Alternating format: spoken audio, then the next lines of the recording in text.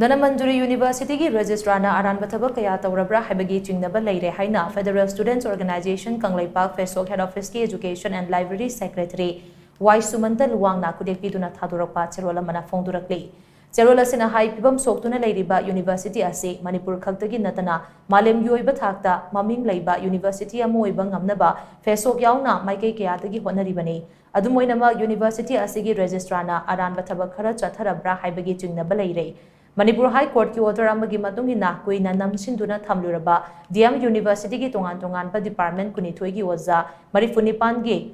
laugadaba manungda department kunmathoi gi oza marifuhumdoi gi result February kunmapan da haidukre madugi matung tha mari hena offer form pidabana thabak join tawba yahandaduna leirakibani.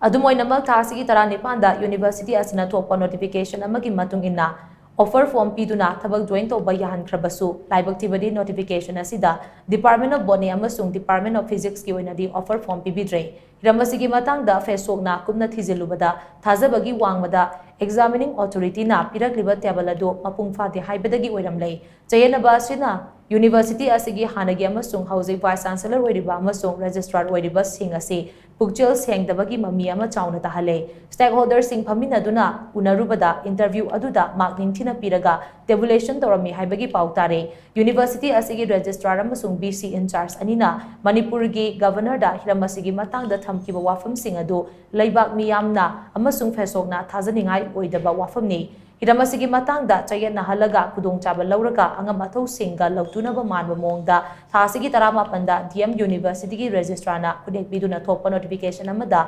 department ani asigi oza launaba interview tawgani haina nauna notification thoklagliba asi maram chade department ani asigi oza lobagi mamangda pangthokiba interview aduda interviewer oikiba oza amana fawba tabulating ningthina tawrami mari lainaba singna yengshinbiu haina phongdokiba laikhrabani maram aduna University asida chathariba aran ahui sing ase mari lainaba singna matam chana yengsinbiu haina su cherol asina makha tarakli.